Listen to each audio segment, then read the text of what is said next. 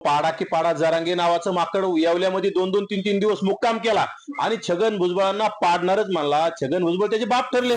जरांगे जी भाषा वापरेल ती भाषा आमच्याकडे आहे. जरांगे जे शस्त्र वापरेल ते आमच्याकडे शस्त्र आहे. कारण जरांगीच्या बापाला आम्ही पूर्वीपासून घाबरत नाही.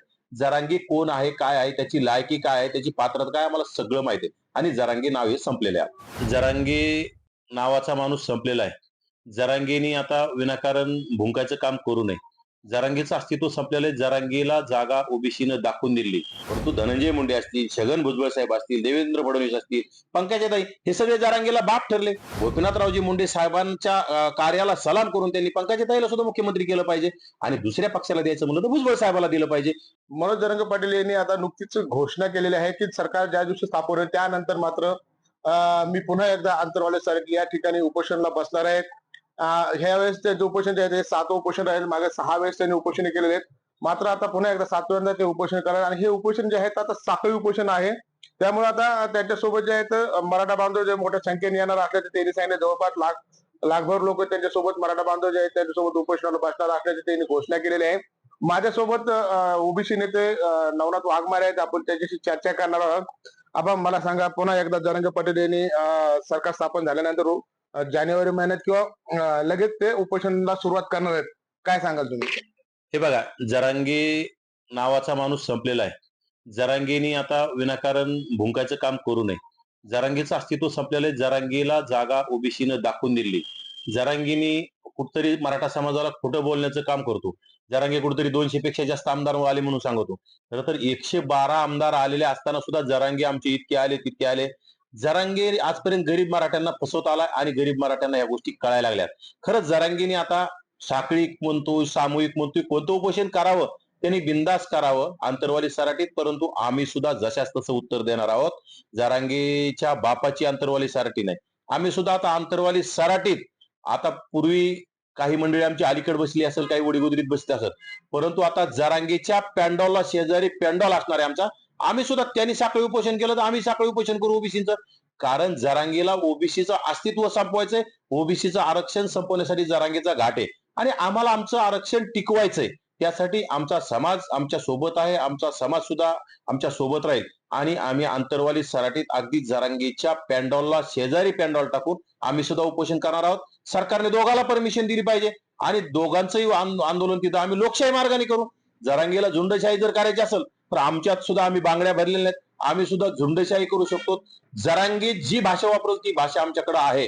जरांगे जे शस्त्र वापरेल ते आमच्याकडे शस्त्र आहे. कारण जरांगीच्या बापाला आम्ही पूर्वीपासून घाबरत नाही. जरांगे कोण आहे, काय आहे, त्याची लायकी काय आहे, त्याची पात्रता काय आम्हाला सगळं माहिती आहे आणि जरांगे नाव हे संपलेले आहे. आता मला सांगा, संविधानाने त्यांना अधिकार दिलेला आहे आपल्या मागण्या मान्य करण्यासाठी ते उपोषण करताय. तुम्ही तुम्हाला आंतरवाली सराटी आहे, त्या बाजूला वडीगोद्री आहे किंवा आणखी इकडे आहे, तिथेच का बसण्याचा हात तसा आहे? नाही, आम्हाला आमचे लोक आहेत तिथं. 70-75% ओबीसी समाज आहे. माझा दलित बांधव आहे तिथं.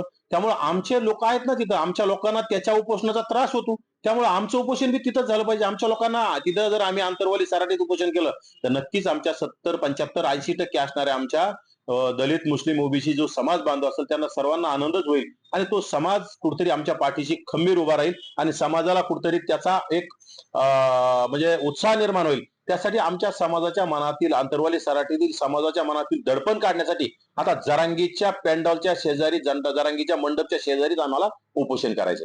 आता मला सांगा, एकीकडे जर तुम्ही असं बोलले तर दोन समाजामध्ये पुन्हा वाद निर्माण होईल, तेढ निर्माण होण्याची शक्यता असते.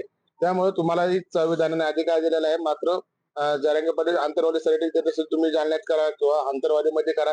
हा जो समाजाचा वाद आहे तो ओबीसी वर्सेस मराठा हा कुठेतरी थांबला गेला पाहिजे. आपण नाही नाही, छत्रपती शिवरायाच्या पुतळ्या खाली बसून गलिच्छ भाषेत अक्षरशः महिला भगिनी तिथं असताना जर तो खालच्या कमरेपासून खालची भाषा वापरत असेल, शिवीगाळ करत असेल, तर त्याच्या भाषेने कुठेतरी तेढ निर्माण होत नाही. आणि नवनाथ वाघमारे काही बोलला म्हणजे तेढ निर्माण होतं का? म्हणजे जरांगीच्या बापाचं राज्य आहे का? जरांगीचा म्हणजे जरांगीसाठी सगळ्यांनी पायघड्या घालायच्या आणि ओबीसीसाठी पायघड्या घालायच्या नाही का? ते आता चालणार नाही. आता ओबीसीचं राज्य आहे. ओबीसीनं दाखवून दिलं ओबीसी काय करू शकते. हरियाणा पॅटर्न पेक्षा ओबीसी फॅक्टर नाही, हा ओबीसी पॅटर्न आहे. आणि जरांगे फॅक्टर होता, फॅक्टर बिक्टर नव्हता. जरांगीने स्वतःचा ऊर बडून घेतला. त्यावेळी दलित आणि मुस्लिम फॅक्टर होता. त्याचा त्यांनी पूर्ण श्रेय जरांगे नावाच्या माकडाने घेतलं.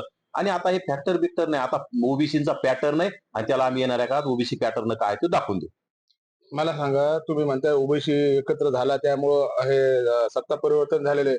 मात्र मनोज जरंगे पाटलांनी कुठेही असं सांगितलं नाही की याला पाडा किंवा काढा. यावेळेस ते अलिप्त राहिले होते.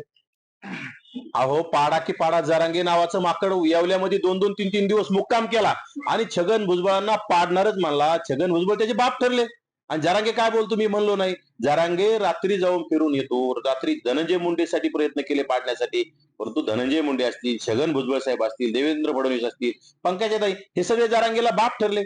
जरांगे संपलेला आहे. जरांगेच्या पाठीशी मराठा समाजाला बी कळायला लागले की आपण जरांगेच्या नादी लागतो तर आपल्या हाताने ईडब्ल्यूएस गेले. आणि येणाऱ्या काळात आणखी त्याच्या जर नादी लागला समाज तर मराठा समाजाचं अत्यंत आणि मोठं नुकसान होणार आहे. त्यामुळं माझी मराठा समाज बांधवांना कळकळीची विनंती, जरांगे नावाच्या माकडाच्या तुम्ही नादी लागू नये. आता मुख्यमंत्र्यावर तेढ निर्माण झालेलं आहे. आणखी मुख्यमंत्री ठरकले. दिल्लीच्या ठिकाणी देखील याची दखल झालेली आहे. काय वाटतं तुम्हाला मुख्यमंत्री कोण व्हायला पाहिजे? एकीकडे एकनाथ शिंदे देखील मागे हटायला तयार नाहीत. कुठेतरी त्यांच्या इच्छा आहेत किंवा त्यांचे जे आमदार निवडून आलेले कार्यकर्ते आहेत, त्यांचे पण म्हणणं आहे किंवा एकनाथ शिंदे यांना चान्स दिला पाहिजे. एकीकडं भारतीय जनता पार्टी देवेंद्र फडणवीसच्या नावाची चर्चा करते. काय वाटतं तुम्हाला कोण मुख्यमंत्री झालं पाहिजे? मला वाटतं एकनाथ शिंदेनी स्वतःचा गद्दारीचा ठसा पोचणे आणि जातीवादी गेल्या 5 वर्षात जे जातीवाद केला तो जर पुसवायचा असेल तर त्यांनी मोठे मन करावे. आणि एकनाथ शिंदेनी सुद्धा स्वतः माघार घेऊन ओबीसीचा मुख्यमंत्री झाला पाहिजे. माझा त्याला पाठिंबा आहे असं ठणकावून सांगितलं पाहिजे. आणि खरं तर मोदी साहेब असतील, अमित शहा असतील, देवेंद्र फडणवीस असतील, यांनी सुद्धा मोठे मन करावं. आणि ओबीसी मधील नेते छगनरावजी भुजबळ साहेब असतील, पंकजाताई असतील, अशा नेत्याला, प्रगल्भ नेत्याला, अभ्यासू नेत्याला मुख्यमंत्री करावं. कारण भुजबळ साहेबाचा अनेक वर्षाचा अनुभव आहे. ते मुख्यमंत्रीपद चांगल्या प्रकारे चालू शकतात.